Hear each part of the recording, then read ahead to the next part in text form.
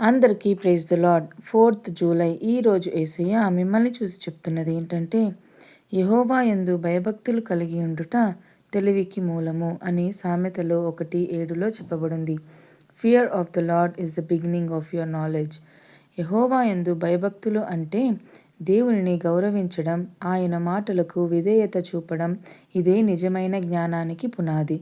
కాబట్టి ప్రియమైన బిడ్డలారా, నిజమైన జ్ఞానం దేవునితో ప్రారంభమవుతుంది. దేవునిని గౌరవించి ఆయన మాటలకు విధేయులుగా ఉండాలి.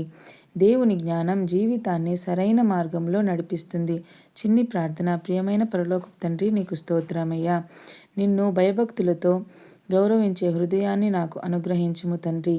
నీ జ్ఞానంతో నా మనసును నింపి ప్రతి నిర్ణయంలో నీ చిత్తాన్ని తెలుసుకోవడానికి సహాయం చేయము తండ్రి. యేసు నామంలో అడిగి వేడుకుంటున్నాము తండ్రి. ఆమెన్.